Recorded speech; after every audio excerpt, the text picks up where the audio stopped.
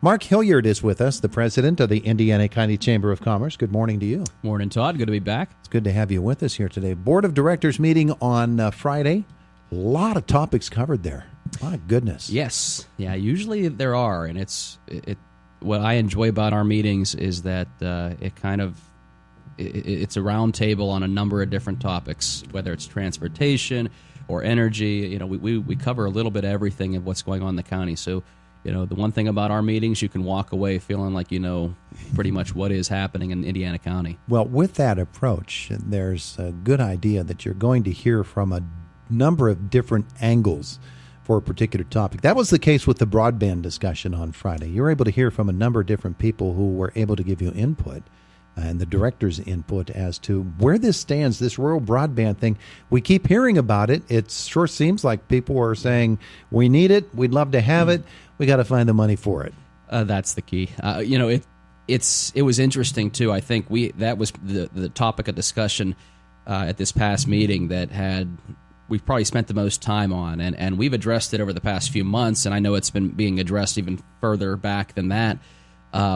But we've had people come into my office and trying to talk to us about it, and we can help somewhat on that front, but it's going to take money, and we have that $500,000 grant that Senator White was able to get for the county before he left, but that people hear that number and it sounds large, but it doesn't come anywhere close to solving the problem because it's an expensive solution. And I think Jim Struzzi, Representative Struzzi, he put it best. He said it's going to cost money, but we also need to think about innovation. And eventually, if everything went wireless, and that solves a lot of the problem and probably makes it a lot more inexpensive to solve that problem. We're not quite there yet, so we still have to find ways to wire the homes, but we also need to be thinking about ways to do it that may be a little bit more inexpensive as well. So it is an issue. There are people from REA Energy who's working with Aaron Intermediate to try to solve some of these issues. DQE, they're having they're partnering with Aaron as well to solve the issue on the school level, but they can't necessarily help with the residential end of things. But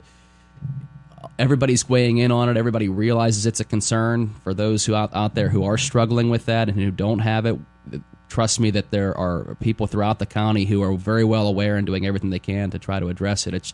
It's just not an easy or cheap solution. Well, 10 or 15 years ago, that conversation had everything to do with fiber optic line and the expense of fiber optic line and how to get it to every household in the county. They're not even talking about fiber optics anymore. They're talking about, as Representative Struzzi was, wireless. Yes. And because of that, then it's just a matter of getting the right receivers in the right number of homes, but settling on a system.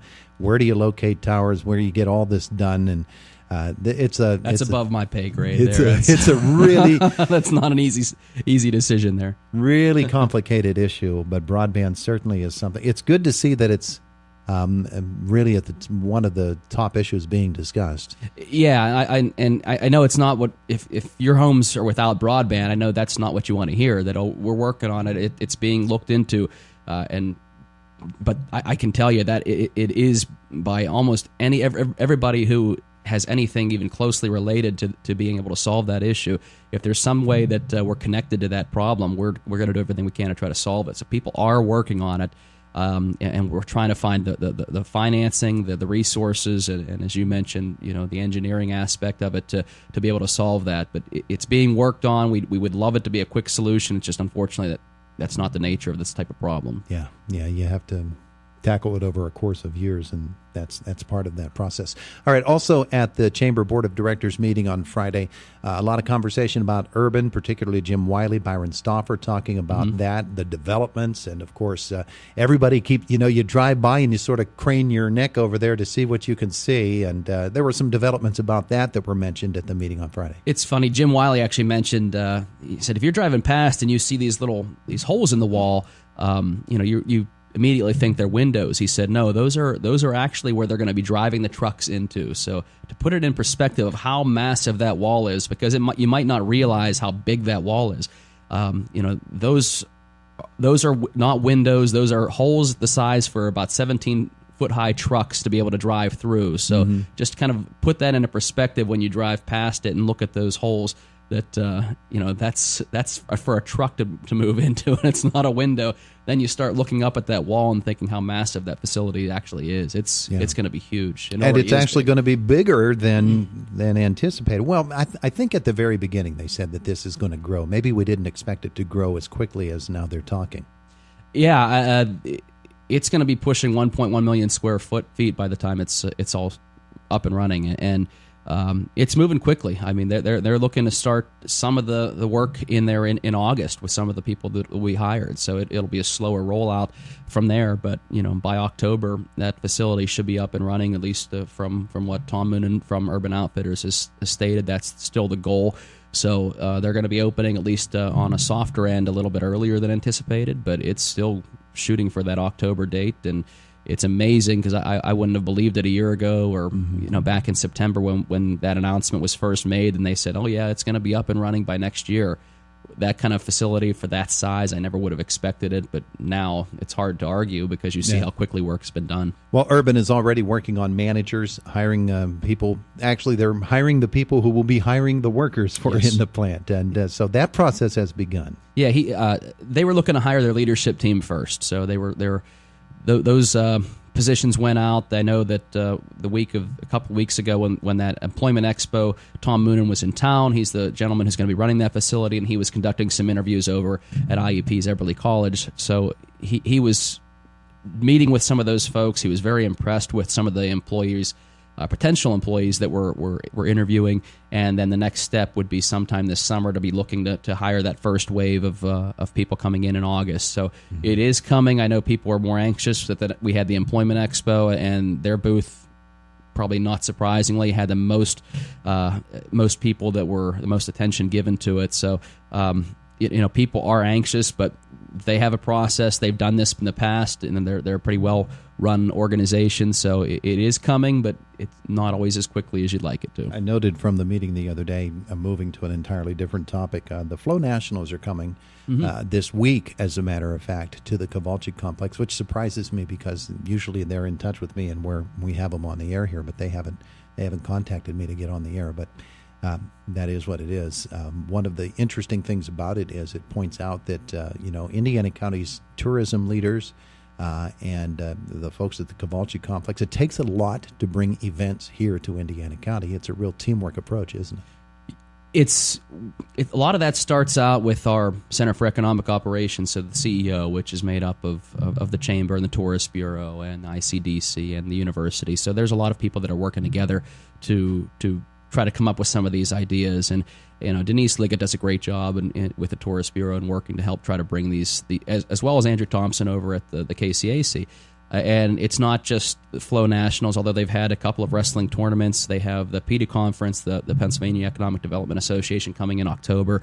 And to give you an idea, that one of the comments I didn't put in the press release last week, but Byron Stauffer, who's working with that conference, has said he didn't realize when he was trying to bring that conference here that was going to be a full-time job, that he was going to suddenly be working for PETA. So, it takes a lot of work. When we try to bring some of these conferences and some of these events here, it takes a lot of work by a lot of people. But that's what hopefully continues to help make Indiana an attractive place for these individuals to come. It can showcase the community, and hopefully eventually, we see the population start increasing and maybe more companies coming into town because we're able to show off what a great community it is. We have spent this entire segment talking about things I wanted to talk about. What do you want to talk about? You have I was proud to, a couple of things. I was proud to mention that the Chamber was listed number 7 in the Pittsburgh Business Times in terms of the ranking the Western Pennsylvania chambers, and we were listed as number 7. I think there was over 30 different chambers that were on that list, and that was in terms of membership. So when you think about the Western Pennsylvania region, all the large communities and the counties that are out there, and we're number 7, we're ahead of a lot of much more highly populated areas than Indiana County, and that I think I mentioned in the press release, it shows the strength of our business community and the kind of support that we get at the Chamber, but the kind of support that the business community shows one another. So we're very, very proud of that. And also wanted to mention that we had 2 new sponsors come on board with the Chamber, so I have to give them some love as well. With the YMCA of Indiana County is a new bronze sponsor, and the PA American Water is a new silver sponsor for the Chamber. So I do want to thank them very much for coming on board, and certainly was very proud to mention and pat ourselves on the back a little bit with that number 7. Top 10 ranking's not bad. Is that a per capita thing for a number of businesses, or is it an membership. overall number? It was membership based, just total membership. Okay.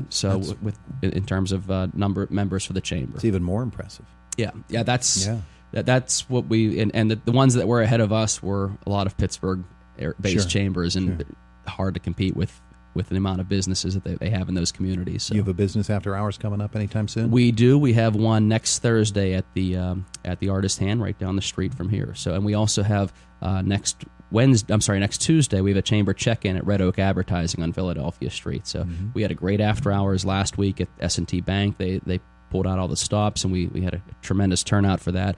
Artist Hand's always a good time. They have such a great event over there. So we're hoping that people are able to come over to that one.